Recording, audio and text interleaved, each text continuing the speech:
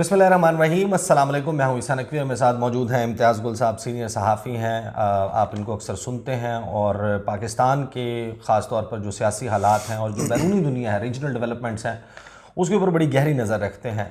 24 मई को हमने एक वीडियो की थी, मैंने यहीं पर बैठकर इम्तियाज़ गुल साहब के साथ एक वीडियो की थी और उस वीडियो में हमने डिस्कस किया था कि ऑपरेशन क्रश पीटीआई चल रहा है और डिसमेंटल करने का अटैम्प्ट है। 50 दिन के बाद या 100 दिन के बाद का मंजरनामा क्या होगा, किस किस्म का होगा पाकिस्तान, क्या मंजरनामा होगा अगर इमरान खान को माइनस कर दिया जाता है, उनकी जमात को। तो आज जो हम सिनेरियो देख रहे हैं वो लगभग वही है जो उस दिन 24 मई को जो वीडियो हमने की उसमें इम्तियाज़ गुल साहब ने प्रेडिक्ट किया था। लगभग हूबहू जो है वो मामलात वहीं पर हैं। अगर आप चाहें तो आप जाकर वो वीडियो भी देख सकते हैं कि हमने उस वक्त क्या गुफ्तगू की थी और उसका टाइटल था, उसका जो थंबनेल था वो था कि सियासी लेबॉरेटरी में नया तजुर्बा, ऑपरेशन क्रश पीटीआई। आगे आगे देखिए होता है क्या, 100 दिन बाद का पाकिस्तान। और इस वीडियो में अब हम डिस्कस ये करेंगे कि 21 अक्टूबर को मियां मोहम्मद नवाज़ शरीफ जो हैं वो पाकिस्तान आने का ऐलान कर चुके हैं। मुस्लिम लीग नून उसकी भरपूर तैयारी कर रही है। तो हम ये अस्यूम कर लेते हैं कि मियां साहब बड़े आराम से वापस आ गए हैं और 50 दिन के बाद का पाकिस्तान का मंजरनामा क्या होगा, क्योंकि नून लीग दावा ये कर रही है कि मियां साहब आएंगे, मीनार पाकिस्तान पे खड़े होंगे, 1 घंटे की तकरीर करेंगे, उस तकरीर में कोई ऐसा मुआशी रोड मैप देंगे, कोई ऐसा इनकलाब आएगा पाकिस्तान में कि बिजली की कीमतें नीचे आ जाएंगी, फॉरेन रिज़र्व्स में इजाफ़ा हो जाएगा, महंगाई कम हो जाएगी और पाकिस्तान में बहारें ही बहारें होंगी। तो इम्तियाज़ गुल साहब जिस तरीके से प्रोपेगेट कर रही है नून लीग, तो उनकी पटारी में, जंबील में कुछ ना कुछ तो होगा कि यूएई, सऊदी अरब, कतर, चीन, कोई शायद दोस्त ममालिक हैं वो हमारे ऊपर डॉलर्स की बरसात कर देंगे। कुछ तो होगा क्योंकि इस वक्त हालात अपने इधर तो कुछ ऐसे बेहतर नहीं हैं। जी अस्सलाम वालेकुम। देखिए ईसा, वो कहते हैं ना, कहने में क्या हर्ज है। जो एक बयानिया इस वक्त मैं सुन रहा था शहबाज शरीफ साहब की तकरीर, और जो आपने शुरू में कहा भी कि वो ये कह रहे हैं कि नवाज़ शरीफ साहब की वापसी को उन्होंने उम्मीद पाकिस्तान का नाम दिया है कि वो वापस आएंगे तो महंगाई कम होगी, बिजली की कीमतें भी कम हो जाएंगी। अब कहना एक चीज़ है लेकिन उसको करके दिखाना वो दूसरी है। अब इसको अगर 2 एंगल से हम देख लें, एक बात बड़ी वाज़ेह है कि नवाज़ शरीफ साहब के मामलात, चाहे वाशिंगटन है, चाहे रियाद है यानी सऊदी अरब का कैपिटल, या रावलपिंडी जहाँ पे हमारे मुक़्तदर हल्के, हमारी फ़ौज का हेडक्वार्टर है, वहाँ पे तय हो चुके हैं मामलात। कोई रोड मैप है जिस पे इत्तेफाक हुआ है, जिसके नतीजे में उन्होंने बिलाखिर 21 अक्टूबर की वापसी का ऐलान किया। अब ये मामलात अपनी जगह, लेकिन दूसरी तरफ अगर वो बिजली की कीमत कम करेंगे तो क्या वो IMF के साथ हमारी जो मुआहदा है वो निकलेंगे, उसकी खिलाफ वर्जी करेंगे। ये वो इल्ज़ाम था जो इमरान खान पे लगता रहा कि उन्होंने मुआहदे की खिलाफ वर्जी की। हालांकि इमरान खान का मुआहदा सबको दोबारा बता देते हैं कि वो सितंबर 2022 में इमरान खान की हुकूमत के साथ जो मुआहदा था IMF का, वो ख़त्म हो चुका था। उसके बाद जो भी हुआ वो PDM की हुकूमत थी, मिफ्ता इस्माइल साहब उसको और इसहाक डार साहब उसके रूह रवा थे। अब वो उससे कतई नज़र है। दूसरी बात यह है कि क्या जो पाकिस्तान में महंगाई का सिलसिला जारी है वो ख़त्म हो सकेगा, क्या महंगाई नीचे आ सकेगी? बड़ा मुश्किल है मौजूदा हालात में। भले डॉलर पे भी डंडा चला है, यानी फ़ौज ने जो B कैटेगरी और C कैटेगरी के जितने भी करेंसी डीलर्स थे उन पे काफ़ी कदगन लगाई है, उन पे काफ़ी उनकी मॉनिटरिंग सख्ती से हो रही है, जिसकी वजह से बड़ी अच्छी बात है पाकिस्तान के लिए। बड़ी खुशाइंद बात है कि डॉलर की जो रुपए की कदर है वो बेहतर हो रही है डॉलर के मुकाबले में। लेकिन इसके अलावा नवाज़ शरीफ साहब पाकिस्तान को क्या दे सकेंगे, नंबर 1। नंबर 2, क्या वो मुकम्मल तौर पे बाइख्तियार वज़ीर आज़म होंगे? ये एक बहुत बड़ा सवाल है। वो इसलिए हम उठा रहे हैं कि जो PDM की हुकूमत ने अपने दौर इक़्तिदार ख़त्म होने से 1 हफ़्ता पहले जो 53 तरामीम की थी, उसमें 2-3 तरामीम और 2-3 ऐसे नए कवानीन थे जिनके तहत उन्होंने अब پارلیمان کے اختیارات بھی کسی اور کو تفویض کر دیے. اس کے علاوہ انہوں نے جو نگران حکومت ہے، جو کہ اس وقت اگر آپ آئینی کنونشن کو دیکھیں، اس کے تحت ایک غیر آئینی حکومتیں ہیں، یعنی 3 مہینے کا مینڈیٹ ہوتا ہے، اور یہ حکومتیں جب جائیں گی تو سال تقریباً پورا ہو چکا ہوگا، اگر انتخابات جنوری میں بھی ہوتے ہیں. تو یہ اس دوران ہوا کیا ہے، اسپیشل انویسٹمنٹ فیسیلیٹیشن کونسل قائم ہوئی ہے. تو ایک سپر حکومت کا ایک سٹرکچر اس وقت قائم ہے پاکستان میں. اس کو آئینی ترامیم کے ذریعے پی ڈی ایم کی حکومت نے ایک لحاظ سے تحفظ فراہم کیا، اور بنیادی طور پہ یہی سپر سٹرکچر ہے جو کہ آئندہ فیصلوں پہ آئندہ فیصلے بھی کرے گا، جتنے بھی اہم نوعیت کے اقتصادی منصوبے ہیں ان کے حوالے سے، اور جو پاکستان کے مالیاتی مینجمنٹ ہے اس حوالے سے بھی اس نے فیصلے کرنے. تو اب سوال یہ ہوگا کیا نواز شریف صاحب اس کونسل کے اوپر ہوں گے یا نیچے ہوں گے؟ یہ بڑا ٹرکی معاملہ ہے. لیکن مجھے یہ بتائیے کہ ایک واضح طور پر اکثریت رکھنے والی، یعنی کہ عوام کی لائکبلٹی میں نمایاں جماعت پاکستان تحریک انصاف اور اس کے لیڈر عمران خان، ان کو کسی کیس یا کسی بھی قانونی غیر قانونی طریقے سے الیکشن کی ریس سے آؤٹ بھی کر دیا جاتا ہے، بیلٹ پیپر پر بلے کا نشان بھی نہیں ہوتا، حکومت جو ہے وہ ایسی صورت میں الیکشن کے ذریعے قائم ہو جاتی ہے، تو کیا اس کو انٹرنیشنل لیجیٹیمیسی مل سکے گی؟ کیا جو ریجنل ہمارے بارڈرنگ کنٹریز ہیں، جو ہمارے قریبی ممالک ہیں، جو دوست ممالک ہیں، یا پھر جو ویسٹرن ممالک ہیں، وہ بننے والی حکومت کو، کیونکہ میاں نواز شریف صاحب کی حکومت بنانے کا اب نظر آ رہا ہے کہ فیصلہ ہوا ہے، اس کو لیجیٹیمیسی دیں گے؟ اس کو ساتھ اسی طرح اب جیسے ایک جمہوری الیکٹڈ حکومت ہوتی ہے اسی طرح ڈیل کریں گے؟ آپ بڑے بھولے ہیں، اور آپ بڑے آئینی اور اصولی سوال کر رہے ہیں. اب مجھے یہ بتائیں کہ اس وقت اسرائیل فلسطینیوں کے ساتھ جو کر رہا ہے، اور اس میں ساتھ ان کا کون کون دے رہا ہے؟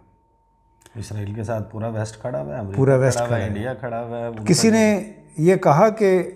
گزشتہ ہفتے سے پہلے تک اسرائیل نے فلسطینیوں کے ساتھ وہ کیا کیا ہے جس کے نتیجے میں وہاں پہ غم و غصہ ہے. فلسطینی 20 دیہات سے وہ محروم ہو چکے ہیں اسرائیلی قبضہ مافیا کی وجہ سے. 6,000 کم از کم ہلاکتیں ہوئی ہیں 2008 کے بعد سے. کسی نے ایک لفظ نہیں کہا، کسی نے نہیں کہا کہ حقوق انسانی پامال ہو رہے ہیں فلسطینیوں کے. وہ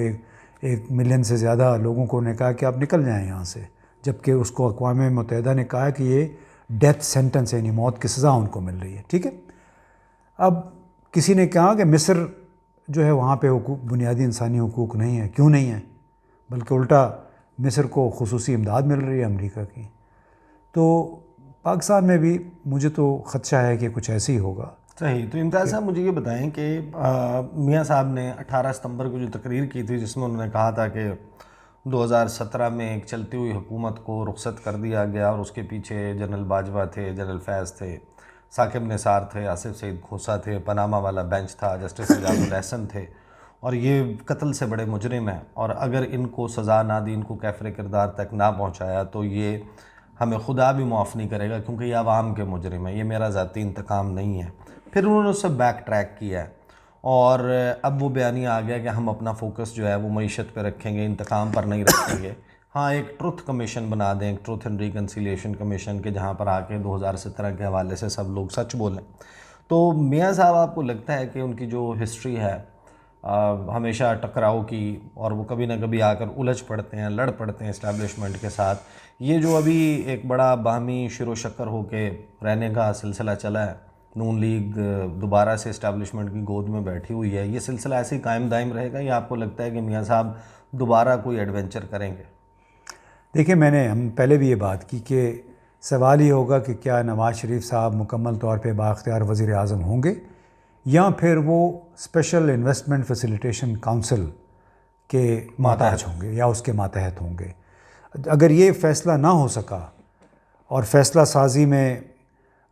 رکاوٹ آتی رہی صرف اس وجہ سے، تو پھر بڑے عرصے تک یہ ارینجمنٹ نہیں چل سکے گا. اور اسی طرح بھلے اس نظام کو بین الاقوامی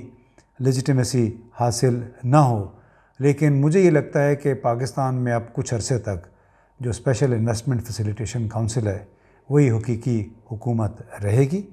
اور پاکستان کی اقتصادی بحالی کے لیے جو لوگ زیادہ اکثریت میں بیٹھے ہیں اس کونسل میں وہ سمجھتے ہیں کہ تسلسل بڑا ضروری ہے اور سیاسی یقینی جس کو سرٹنٹی کہتے ہیں وہ بھی ضروری ہے۔ اس لیے یہ مجھے نہیں یقین کہ نواز شریف صاحب اس کے ساتھ بہت کمفرٹیبل ہوں گے، کیونکہ ان کا اپنا ایجنڈا ہے، اور بھلے انہوں نے بیک ٹریک کر لیا، جو جنرل باجوہ، جنرل فیض اور میاں ثاقب نثار جو چیف جسٹس تھے ان کے حوالے جو بھی باتیں کیں، اب ان کے بچے تو ہیں نہیں ہیں، یعنی 73-72 سال کی عمر میں کوئی شخص اگر اس طرح کی باتیں کر رہا ہے کہ ان لوگوں کے احتساب کے بغیر پاکستان ترقی نہیں کر سکتا، تو یہ جو ان کی خواہش ہے یہ وہ کب تک دبائے رکھیں گے یہ بھی دیکھنا ہے۔ اچھا مجھے یہ بتائیے کہ میاں صاحب جو ہیں وہ ظاہر ہے کہ یہ تو آپ نے بھی کہا، نظر بھی آتا ہے، سب کو معلوم بھی ہے کہ میاں صاحب جو ہیں ان کے حوالے سے، اور نون لیگ خود بھی کلیم کرتی ہے کہ جو ادارے میں ایک ریزسٹنس تھی وہ ختم ہو چکی ہے، ادارے کا دل موم ہو چکا ہے، ان کی جو سلیٹ ہے وہ کلین ہو گئی ہے۔ ایک انسٹیٹیوشنل میموری کی ہم اکثر تذکرہ سنتے ہیں کہ ادارہ جو ہے اس کی یادداشت بڑی جاتی نہیں ہے، ختم ہی نہیں ہوتی، تو میاں صاحب کا جو ایک آبویسلی ایک پرسیوڈ لیٹس جیسے کہ کرائمز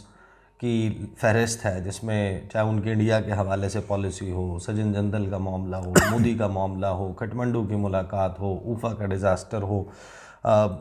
ڈان لیکس ہو، اس کے علاوہ جو ان کے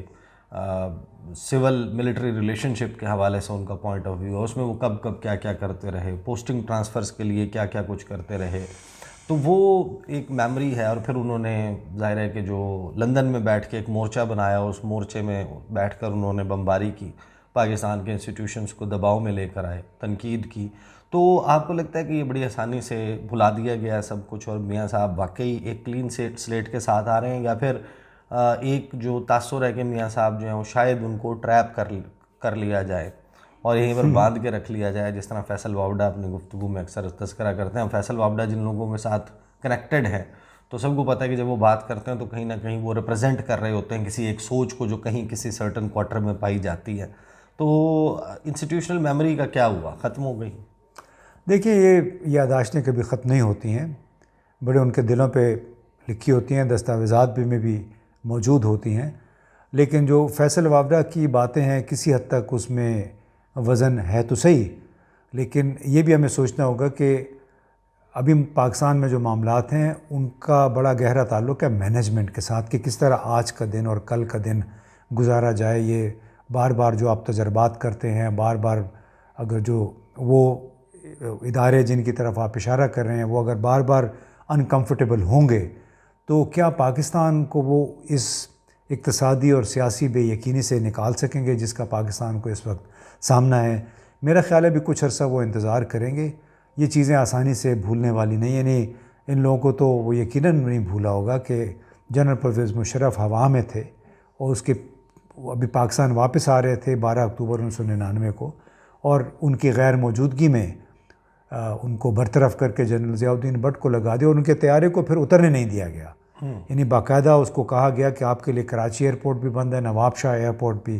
بند ہے، انڈیا چلے جائیں۔ انڈیا کا نہیں کہا، وہ ایسے نہیں تھا، لیکن بہرحال ان کے پاس ایک چابہار کی چوائس تھی اور ایک احمد آباد اس کی مسقط کی چوائس تھی، اور جو پائلٹ ہیں ان کا کہنا ہے کہ ہمارے پاس فیول اتنا نہیں تھا کہ وہاں جاتے، لیکن سوال یہ تھا کہ اس میں 200 کے قریب لوگ تھے اور ان کو یہ کہہ دیا گیا کہ آپ پاکستان میں کہیں بھی نہیں اتر سکتے ہیں، کیونکہ اس دوران پھر بغاوت بھی ہو گئی۔ جب GHQ کے دوسرے جرنیلوں کو پتہ چلا انہوں نے پھر سارا اقتدار سنبھال کے، انتظام سنبھال کے پھر ان کو کہا کہ آپ واپس آئیں۔ تو یہ ایک ایسا دھبا ہے کہ ایک سٹنگ وزیر اعظم وہ آرمی چیف کو، اگرچہ اس کا اختیار ہے، اس سے کسی کو اختلاف نہیں ہے کہ مکمل طور پہ چیف ایگزیکٹو کا اختیار ہوتا ہے کسی کو بھی برطرف کرنا، لیکن جس انداز میں وہ برطرف کیا گیا، ظاہر ہے اس ادارے کے سربراہ کو، جو ادارہ خود کو اپنی پاکستان کی سرحدوں کا ذمہ دار نگہبان سمجھتا ہے، جس کی اپنی ایک بڑی گہری تاریخ ہے پاکستان کے سیاسی معاملات میں، تو اس کے سربراہ کو اگر انہوں نے اس طرح ڈسمس کیا تو یہ ان کو کیا بھول جائے گا کہ اس کے ساتھ کیا کہ عملاً 200 لوگ تھے ان کو آپ ختم کرنا چاہتے تھے. لیکن اب ظاہر ہے کہ یہ بھی تو انٹرسٹنگ بات ہے نا کہ ابھی وہی 12 اکتوبر گزرا، اس کی اینیورسری گزری ہے، اور مسلم لیگ نون کی تاریخ میں جس چیز کو وہ بیان کر کے لوگوں کو اپنے ساتھ جوڑ کر رکھ سکتے ہیں اس میں سے ایک واقعہ 12 اکتوبر کا واقعہ ہے. اور حیران کن طور پر سال 2023 پہلا سال ہے 12 اکتوبر ہونے کے بعد پہلی مرتبہ ہے، اور میاں صاحب جس وقت جلا وطن ہو گئے، ڈیل کر کے معاہدہ کر کے چلے گئے، اس کے بعد یہ پہلا 12 اکتوبر آیا جس میں نون لیگ کی لیڈرشپ کی طرف سے، میاں صاحبان کی طرف سے، ان کی فیملی کی طرف سے، مریم نواز کسی کی بھی طرف سے اس کو یوم سیاہ نہیں قرار دیا گیا، کسی کی بھی طرف سے اسٹیبلشمنٹ کی پاکستان کی سیاست میں مداخلت کو برا بھلا نہیں کہا گیا، اور اس کے حوالے سے جو عمومی طور پر ہم بیانات دیکھتے ہیں وہ سامنے نہیں آئے. تو یقیناً نون لیگ جو ہے وہ اپنا چال چلن وتیرہ سب کچھ دوبارہ سے تبدیل کر کے وہ 80s والی نون لیگ جو ہے نواز شریف صاحب جن کے بارے میں بڑا مشہور ہے، اور پیپلز پارٹی کے جب دوستوں سے آپ پوچھیں کہ 88 میں 90 میں نون لیگ جو ہے اور میاں صاحب ان کا کس قسم کا لیزون اور تعلق تھا، وہ بتاتے ہیں کہ میاں صاحب کا کس قسم کا جو ہے وہ گاڑی چھنتی تھی. اب ظاہر ہے کہ اگلے 50 دنوں میں ہم نے بہت ساری چیزیں دیکھنی ہیں، اس میں سب سے اہم ڈیولپمنٹ یہ ہوگی کہ کیا میاں صاحب کی نااہلی ختم ہوتی ہے، نہیں ہوتی، وہ الیکشن لڑنے کے قابل ہوتے ہیں یا نہیں ہوتے، اور پھر الیکشن کا شیڈیول کیا واقعی 30 نومبر کو آ جائے گا کہ جنوری کے آخری ہفتے میں الیکشن ہو رہے ہیں، یا پھر ابھی اس حوالے سے کوئی سرپرائزز باقی ہیں. ایک بات طے ہے جو امتیاز گل صاحب نے بھی گفتگو کی، اور ہم اکثر اپنے جا کے اپنے ولاگز میں بھی گفتگو کرتے ہیں کہ دیکھیں جو اس وقت صورتحال پی ڈی ایم کی حکومت نے کرتی ہے گزشتہ 16-17 ماہ میں، کوئی ایسا نسخہ نہیں ہے. یعنی یا تو کوئی کرشمہ ہو جائے، کوئی محمد بن سلمان کہے کہ میں ایشین گیمز نہیں کرواتا، وہ $500 ارب ہے وہ میں 4 ملکوں میں بانٹنا چاہتا ہوں، تو سوا سو ارب جو ہے وہ پاکستان رکھ لے، 125 ارب کوئی اور ملک رکھ لے. کوئی اس قسم کا کوئی واقعہ جو کہ نہیں ہونا رونما وہ ہو جائے تو پاکستان کی معیشت جو ہے اس کو کوئی ایک انجیکشن جو درکار ہے وہ مل سکتا ہے. علی میاں صاحب آئیں گے، کوئی ایشورنسز دینی پڑیں گی، کچھ رکھنا پڑے گا گروی، کچھ بیچنا پڑے گا، کچھ سودا کرنا پڑے گا، کہیں پر اپنی فارن پالیسی کے اوپر کمپرومائز کرنا پڑے گا، تب جا کے آپ کا یہ معاملہ جو ہے وہ حل ہوتا ہے. اور اگر اس طریقے سے کرنا ہے تو قوموں کو کیا ایسے کرنا چاہیے یا نہیں، یہ ایک سوال ہے جس کا جواب ہم اکثر ڈھونڈتے ہیں اور ڈھونڈتے رہیں گے. اب تک کے لیے اتنے، مجھے اور امتیاز گل صاحب کو اجازت دیجیے. اللہ حافظ.